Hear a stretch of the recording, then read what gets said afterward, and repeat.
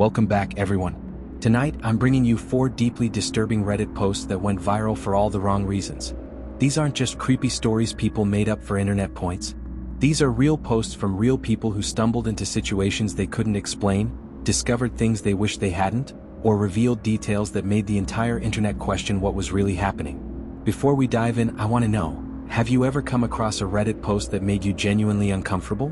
One that you couldn't stop thinking about for days? Drop a comment and share. Sometimes the most terrifying things aren't in horror movies, they're buried in archived Reddit threads, waiting to be discovered. These stories will make you question what's really happening in your own neighborhood, what might be hidden beneath your feet, or who might be watching from places you'd never think to look. Alright, let's begin. And remember, everything you're about to hear actually happened. Story 1. The Wi-Fi networks under the concrete. On April 21, 2016, a Reddit user posted something in the Black Ops 3 subreddit that would spiral into one of the internet's most bizarre unsolved mysteries. The title was simple but deeply unsettling. Why would there be 30-ish Wi-Fi networks seemingly emanating from under a concrete pad? The user explained that he'd recently been living on a semi-urban farm property in Hawaii for a few months. During his time there, he'd noticed several unusual things that he was hesitant to reveal in detail. But one thing stood out above all else. There were approximately 25 to 30 low-strength Wi-Fi networks somewhere in the neighborhood.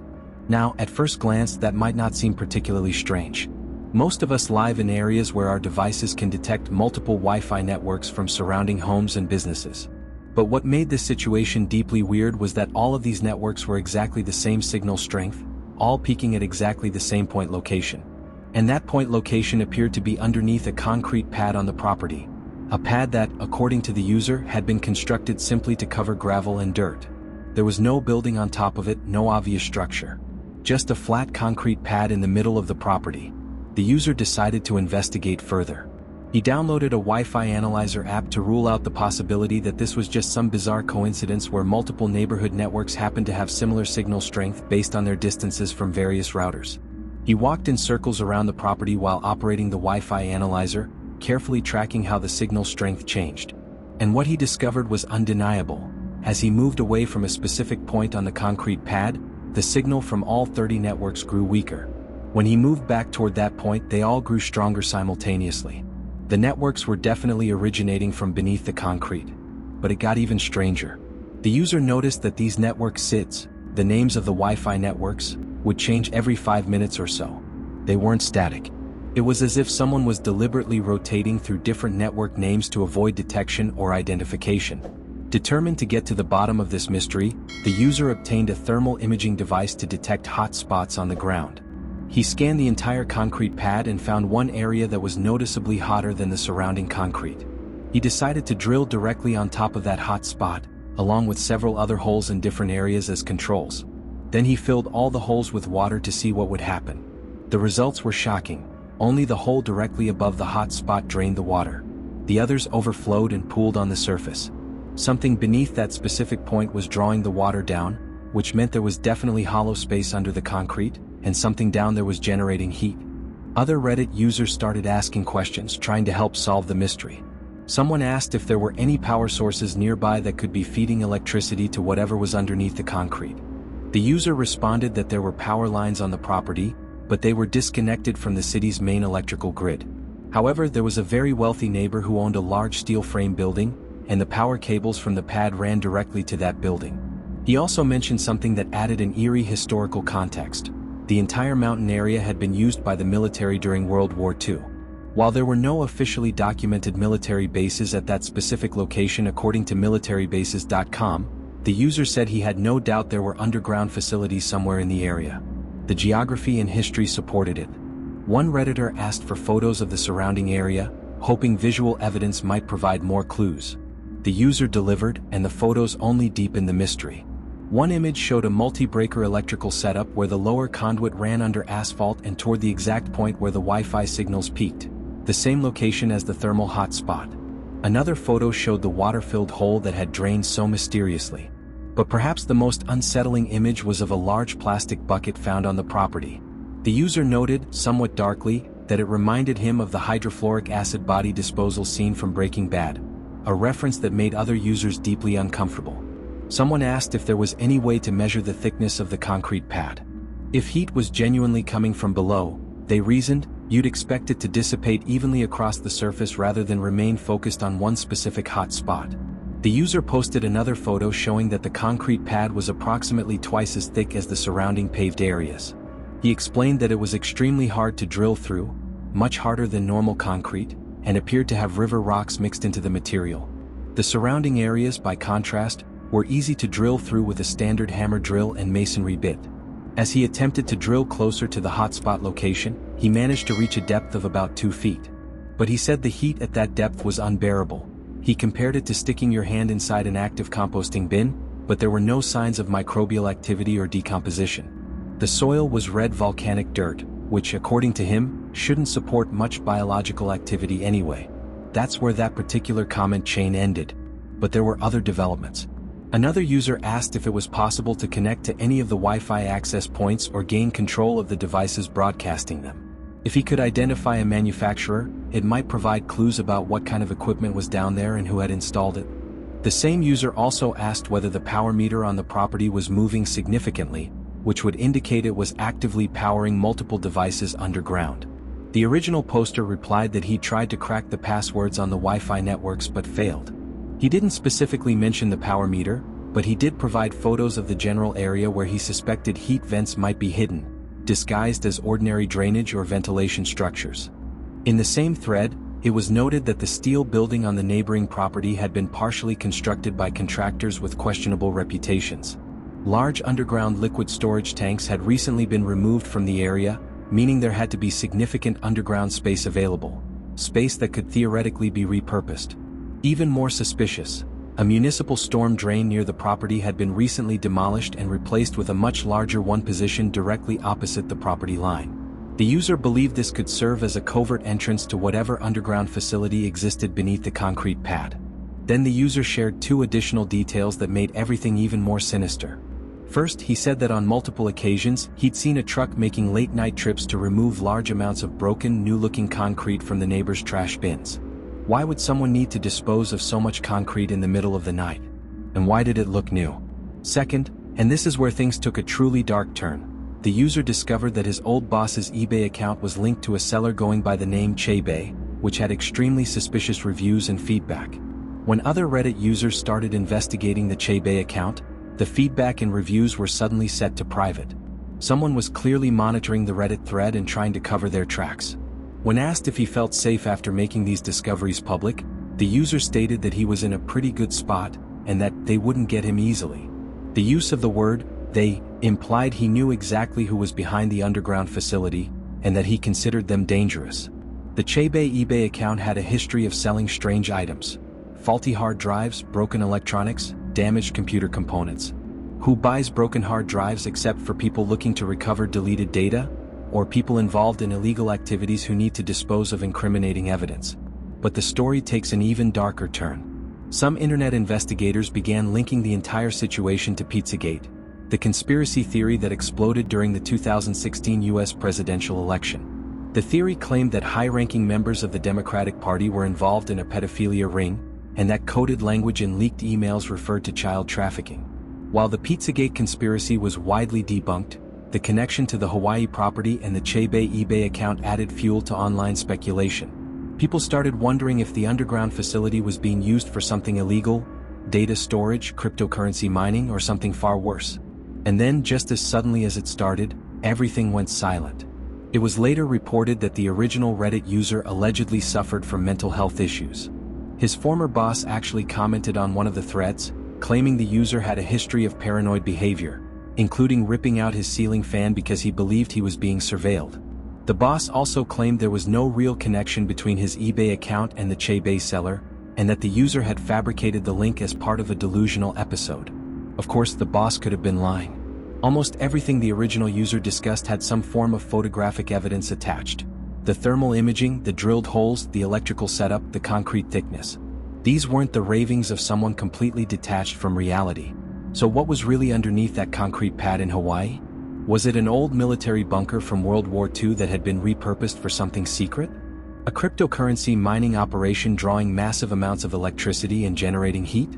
A data storage facility for illegal materials? Or was it something far worse? something that the wealthy neighbor, the questionable contractors, and the mysterious nighttime concrete disposal were all designed to hide? To this day, the mystery remains unsolved. The Reddit account has been deleted. The Chebei eBay seller is no longer active. And whatever is generating 30 Wi-Fi signals beneath a concrete pad in Hawaii is still there, still broadcasting, still hidden. Story 2. The blood spatter that didn't make sense. On Tuesday, December 16, 2025, just a few weeks ago, a Reddit user posted something in the home maintenance subreddit that was disturbing enough for moderators to delete it within an hour. Fortunately, the post was recovered by someone who had taken a screenshot before it was removed. They sent it to me on December 23rd, and after reviewing it, I understood immediately why it had been deleted. The post read, "I have cut myself pretty badly in my rented apartment. Fortunately, everything is all right, but I don't really want to notify the owners of damage on the walls. What would I need to make this disappear?" Attached was a photo. You don't have to look at the picture for long to realize this wasn't a normal injury.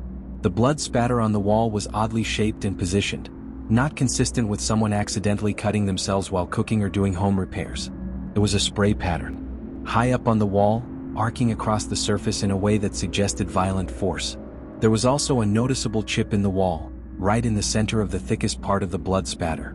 The pattern and the wall damage together implied that the blood wasn't sprayed onto the wall by accident.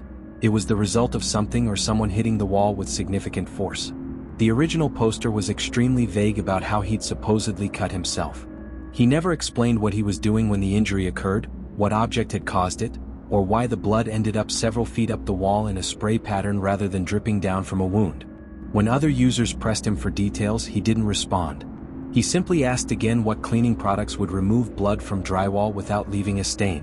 That alone would be suspicious enough. But other Reddit users started digging into the poster's account history, and what they found was deeply concerning. The user was known to post frequently in the r/alcoholism subreddit. In multiple posts, he admitted to getting drunk 5 days a week on average. He described blacking out regularly, getting into fights while intoxicated, and struggling to maintain relationships because of his drinking. But there was one post in particular that stood out. About a month before the blood spatter post, the user had written a long, emotional post about his girlfriend leaving him. According to his account, she cheated on him and ended the relationship specifically because of his drinking problem. The timing was brutal. She left him just days before the engagement ring he'd ordered for her arrived in the mail. He posted a photo of the ring still in its box, asking what he should do with it now that she was gone. The post was filled with anger, bitterness, and resentment. He talked about how much money he'd wasted on her, how she'd betrayed him, how he'd done everything right, and she'd thrown it away. Some users tried to offer sympathy. Others pointed out that his drinking problem was probably a legitimate reason for her to leave, and that he needed to focus on getting sober rather than dwelling on the breakup. But he didn't take the advice well. He became defensive, argumentative, hostile toward anyone who suggested he might be at fault. Then, about 3 weeks later, he went silent. No posts, no comments, nothing. Until the blood spatter photo appeared. After the original post was deleted from the home maintenance subreddit, someone posted about it in r/RBI, the Reddit Bureau of Investigation, a community dedicated to solving internet mysteries. The person who reposted it laid out the timeline. User's girlfriend leaves him due to his alcoholism. User posts angry, resentful messages about her betrayal. User goes silent for 3 weeks. User suddenly posts a photo of a violent blood spatter in his apartment, claiming it's from cutting himself. User is extremely vague about how the injury occurred. User is more concerned with hiding the damage from his landlord than seeking medical attention. The RBI community immediately flagged the post as suspicious. Several users suggested contacting local police in the poster's area, but the problem was he'd never revealed his exact location. One user decided to reach out to the original poster privately, asking if he was okay and if he needed help. The poster's response? He immediately blocked the user. Why would someone block a person trying to offer help unless they had something to hide? At this point, multiple theories started circulating. Theory 1. The poster had gotten drunk and injured himself badly, possibly by falling or hitting his head, and was now trying to cover it up to avoid losing his security deposit. Theory 2. The poster had gotten drunk and violently destroyed part of his apartment in a fit of rage over the breakup, and the blood was his own from punching the wall or throwing something. Theory 3. The darkest theory, that the poster had done something terrible to his ex-girlfriend when she came to collect her belongings or when he confronted her about the cheating. The blood spatter pattern and the wall damage suggested impact trauma. Someone or something had hit that wall hard enough to chip the drywall and create a spray pattern. And the fact that the poster was so desperate to hide the evidence rather than explain what happened made people deeply uneasy. Several RBI users tried to track down more information. They combed through his post history looking for identifying details. City names, landmarks, workplace references, anything that might indicate where he lived. They found a few vague references to living in the Pacific Northwest, possibly Oregon or Washington. One comment mentioned rain and mountains, another referenced a local brewery by name. But it wasn't enough to pinpoint a specific location or contact local authorities. The user's account has since been deleted entirely. All of his posts, including the breakup posts, the alcoholism posts, and the blood spatter photo, are gone. The only reason we even know about this story is because people took screenshots before everything disappeared. So what really happened in that apartment? Was it just a drunk man who injured himself and panicked about the damage? Or was it something far darker? A crime scene that the poster was desperately trying to clean up before anyone found out what he'd done? The blood spatter, the chip in the wall, the spray pattern, the desperate need to hide the evidence, the suspicious timing with the ex-girlfriend leaving him, the sudden deletion of his entire account. All of it points to something deeply wrong. But without more information, without a location, without confirmation that anyone is safe or in danger, there's nothing anyone can do. This mystery remains unsolved. And somewhere out there, someone knows exactly what happened in that apartment. Story 3, the 70-year-old neighbor in the attic. This story comes from a Reddit post made in 2016 by a user named randomgirl2u, and it remains one of the most disturbing squatter cases ever documented online. The user lived in a fairly large house in a remote rural area, population about 400 people. It was the kind of small town where everyone knew everyone, where people didn't lock their doors during the day, where crime was virtually non-existent. She lived alone, which she'd always enjoyed. Her bedroom had a door that led outside to a small porch, giving her easy access to the outdoors without going through the rest of the house. She was meticulous about cleanliness. Her floors were made of ebony-stained wood that showed even the smallest speck of dirt or dust, so she swept them constantly, sometimes multiple times a day. One afternoon, while doing her usual cleaning routine, she found something that stopped her cold. A tooth. It was sitting on the floor, right in front of the bedroom door that led outside. A human tooth, complete with the root still attached like it had been knocked out or pulled out. She stood there, frozen, trying to process what she was seeing. Had it been there earlier? She was certain it hadn't. She'd swept that exact spot just an hour before. She ran her tongue over her own teeth, checking to see if she'd somehow lost one without noticing. But all of her teeth were intact. So where had this tooth come from? She posted about it on Reddit and the responses came quickly. People suggested everything from the mundane, maybe a previous tenant had lost it years ago and it had been stuck in a crack, to the deeply unsettling, maybe someone else had been in her house and lost it recently. One commenter asked a question that would change everything. Do you have an attic? Have you checked it recently? The thought had never occurred to her. Why would anyone be in her attic? But the more she thought about it, the more things started making sense. Items had been going missing from her house over the past several months. Small things she'd assumed she'd misplaced. Objects would be in different positions than where she'd left them. She'd hear occasional sounds at night that she'd attributed to the house settling or animals in the walls. Living alone meant there was no one to verify her suspicions or confirm that something was wrong. She'd convinced herself she was being paranoid or forgetful. But the tooth was undeniable proof that someone else had been there. Despite multiple people warning her not to investigate alone, she decided she couldn't wait. It would take too long for anyone to arrive in her remote location, and she needed to know. She found a tall ladder and positioned it beneath the attic access panel. As she climbed up, her heart was pounding so hard she thought she might pass out. She pushed open the attic panel and shined a flashlight inside. At first she couldn't see much, just dusty wooden beams and insulation. But as her eyes adjusted, she saw them. Objects. Things that shouldn't be there. Evidence that someone had been living in her attic.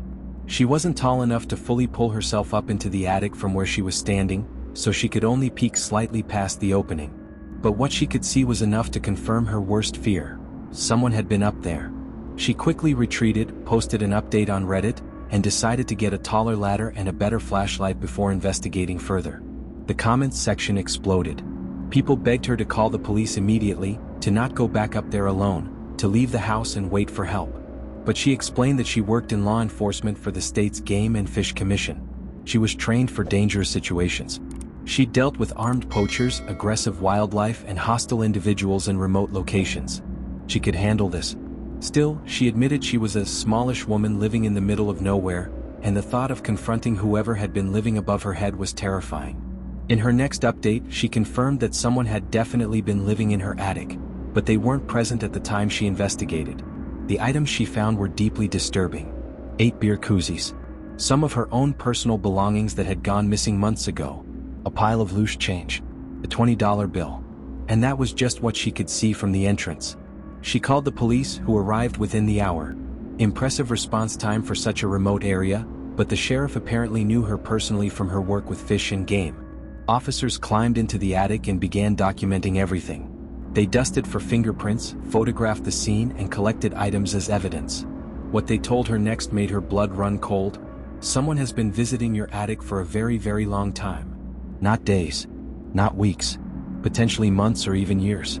After the police left, she installed new locks on every door and window. She started locking her doors during the day, something she'd never done before in such a small, safe community. But then the police told her something that made the situation exponentially worse. The intruder only visited the attic when she was home. Not when she was away at work. Not when the house was empty. Only when she was there. This wasn't a squatter looking for free shelter. This was a stalker. Someone who wanted to be near her, to watch her, to listen to her. The case was officially reclassified from a burglary to a stalking investigation. And it got worse.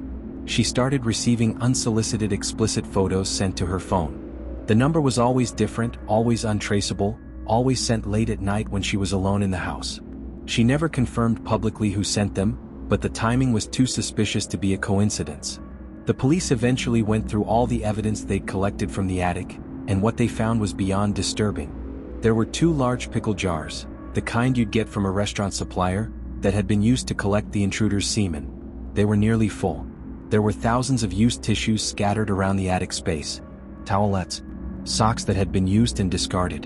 And then there were her clothes. Underwear, bras, tank tops. Items that had been missing from her laundry for over a year. Some still had visible stains on them. It was clear what the intruder had been doing with them. There were also bizarre objects with no clear purpose. A plastic butterfly, a wooden bobblehead turtle, more beer koozies, and black and pink straps with Velcro on the ends. The last item was particularly disturbing. No one could determine what it was meant for, but the implications were horrifying. The sheer volume of evidence made one thing clear. This had been going on for a very long time. The intruder had been coming and going, living part-time in her attic, for potentially years without her knowing. Then finally she got the call. The police had identified the intruder. They'd matched fingerprints and tracked him down. She expected it to be a drifter, maybe a homeless person she'd never met, someone passing through town. But the truth was so much worse. It was her 70-year-old neighbor. The man who lived 3 houses down the road. The church deacon. The man who'd been married to the same woman for 40 years. The father of 4 grown children. The grandfather of 6. The man she'd waved to countless times when driving past his house. The man who'd helped her jumpstart her car once. The man she'd trusted because he was a pillar of the community. He'd been climbing into her attic through the exterior access panel on her roof, something she'd never thought to check or secure because who would even think to look there? He'd been doing it for years. Watching her sleep, listening to her phone conversations, stealing her clothes, pleasuring himself in her attic while she lived her life completely unaware just below him. The police arrested him, but there's no public record of what happened after that. The original Reddit user deleted her account shortly after revealing the stalker's identity, likely because people in her small town had figured out who she was. There were no news articles, no follow-up posts, no court records that anyone could find. The story just ends there. But the message is clear. It doesn't matter how safe your town is, how well you know your neighbors, or how unlikely it seems that someone would target you. Lock your doors. Check your attic. Install security cameras. Because sometimes the most dangerous person is the one you'd never suspect. Story 4. The Underground Room Beneath the Bridge. This final story comes from a post in the famous r/Let's Not Meet subreddit, and the original poster's account has since been deleted, likely for good reason. From what we can gather from the archived post, the story involves an adolescent male from North Wales, UK, a region known for its stunning natural beauty, rugged coastlines, and sparse population. But like many rural areas, there isn't much for teenagers to do. The daily routine mostly involved agricultural work, herding animals, harvesting crops, picking fruit, and for teenagers full of energy and curiosity, that lifestyle can feel suffocating. So out of boredom, the original poster and a few of his friends would often explore the countryside and coastline, looking for abandoned buildings, hidden caves, or anything that broke up the monotony. There was a major road running along the coast from Wales to England, a two-lane carriageway with train tracks running parallel to it for most of the way. Occasionally, the train tracks would pass overhead via small cement bridges. One night, the poster and 3 of his friends decided to explore one of these bridges more closely. They'd walked past it dozens of times but had never really examined it. When they reached the bridge, they noticed something unusual: a manhole cover on the ground nearby, partially obscured by overgrown grass and weeds. They'd never noticed it before, probably because no one pays attention to manhole covers. But now that they'd seen it, they were curious. Where did it lead? What was it for? Upon closer inspection, they realized it wasn't a standard utility access cover. It was smaller, older, and had no markings indicating what it was for. No electric company or water department labels like you'd normally see. They tried to pry it open with their hands but quickly realized it was bolted shut from the inside. They'd need tools. So they returned the following night, prepared with crowbars and wrenches they'd borrowed from one of the boys' father's garage. Unbolting the cover wasn't easy. They had to work quietly because the train tracks were right next to them. Not close enough to be dangerous, but close enough that train conductors could spot them and potentially alert the police. After about 15 minutes of struggling, they managed to loosen the bolts. They lifted the heavy steel disc and peered down into the darkness below. A ladder descended into blackness. They couldn't see the bottom. Without discussing it much, because teenage boys rarely think things through, they climbed down one by one. When they reached the bottom, they found themselves in a narrow, low-ceilinged passage leading deeper into the structure. The walls were concrete, damp with condensation and covered in grime. They moved slowly, crouching and squeezing through the confined space. Their phones provided the only light, casting eerie shadows on the walls. They'd always assumed the bridge was just solid concrete and steel, a functional structure with no interior space. But now they were inside it, navigating a passage that seemed to extend the entire length of the bridge. The journey was claustrophobic and uncomfortable. They had to crawl in some sections, scraping their stomachs and backs against the rough concrete. But they pressed on, driven by curiosity and the thrill of exploring somewhere forbidden. About halfway through the passage, they reached a section where narrow gaps in the floor allowed them to look down at the road below. Cars passed beneath them, completely unaware that 4 teenagers were watching from inside the bridge structure above. That should have been the end of the adventure. They'd satisfied their curiosity, discovered a secret passage, and could now turn back and tell their friends about it. But then one of the boys said he could see something at the far end of the passage, something that didn't look like just more concrete wall. Against their better judgment, they decided to investigate. The original poster was the first to reach the end of the walkway. What he found there filled him with a dread unlike anything he'd ever experienced in his young life. There was a single folding chair positioned against the wall, facing directly toward them. On the wall, at eye level if you were sitting in the chair, was a partially torn page from a magazine showing a fully nude woman in an erotic pose. But it wasn't a normal pin-up photo. The woman's eyes had been violently cut out of the page, like someone had taken a knife and gouged them out, leaving ragged holes where her eyes should have been. Below the picture, on the floor directly beneath the chair, was a used condom. It was clearly visible even in the dim light from their phones, and there was no mistaking what it was or that it had been recently used based on the liquid still inside.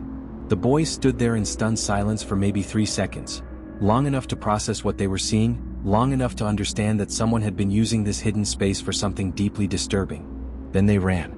They scrambled back through the passage as fast as they could, scraping their skin against the walls, not caring about the pain, driven by pure animal panic. The entire way back, they silently prayed that the manhole cover was still open, that whoever used the space hadn't returned and sealed them inside while they were exploring. When they reached the ladder, they didn't stop to catch their breath.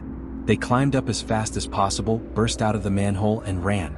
They didn't stop running until they were nearly a mile away, gasping for air, hands on their knees, trying to process what they'd just seen. The reason the original poster emphasized the sparse population and the small-town nature of North Wales was this. It was the kind of place where everyone knew everyone, where anything weird or criminal would be hard to hide for long, where this kind of behavior should have been impossible to conceal. But someone had found a secret space, a space that probably no one else even knew existed, and was using it for something sinister. In the end, being naive teenage boys, they never told anyone what they'd found. Not their parents, not the police, not even their other friends. They were scared of getting in trouble for trespassing. Scared of being called liars. Scared of not being believed. But the original poster admitted years later, when he finally posted the story on Reddit, that they should have reported it. Because what they'd found wasn't the behavior of a healthy-minded person. It was the behavior of someone dangerous. The story ends there, but the poster did mention that he returned to the location a few times over the years, hoping to find some kind of resolution or closure. Each time, the manhole cover was still there, still accessible. But he never went back inside. He'd learned his lesson. He also mentioned that he tried to research the bridge's history, to see if there were any historical records explaining why there was an interior passage and a hidden room. He found nothing. No blueprints, no construction records, nothing indicating that the space was intentionally designed or officially documented. Which means either it was a secret from the beginning, perhaps a military structure from World War II or the Cold War, or someone had created it themselves, carving out a hidden space where they could indulge their darkest impulses without anyone knowing. The poster never discovered who had been using the room. Never found out what had happened to the woman whose image was on the wall. Never learned whether this was a one-time incident or part of a pattern. But he knows what he saw. And he'll never forget the feeling of standing in that underground room, staring at the mutilated photo and the used condom, knowing that someone had been down there recently, knowing that they might return at any moment. And neither will anyone who read his story. 4 Reddit posts. 4 disturbing mysteries. For situations where people stumbled into something they couldn't explain and shared it with the internet, hoping for answers. Some of these mysteries may never be solved. Some may have been solved quietly with no public resolution. Some may still be ongoing, waiting for the right person to dig deep enough to uncover the truth. I want to thank everyone who archives these stories, who takes screenshots before posts are deleted, who investigates when everyone else has moved on. These stories matter because they remind us that the strangest, most unsettling things aren't always fiction. Sometimes they're just buried in a Reddit thread, waiting to be discovered. If you found these stories compelling, please like and subscribe. And if you've ever come across a disturbing Reddit post that you think deserves more attention, drop it in the comments. I read every single one. Stay curious, stay skeptical. And remember, not everything that gets deleted from the internet deserves to be forgotten. Some things need to be remembered. Some questions need to keep being asked. Until next time.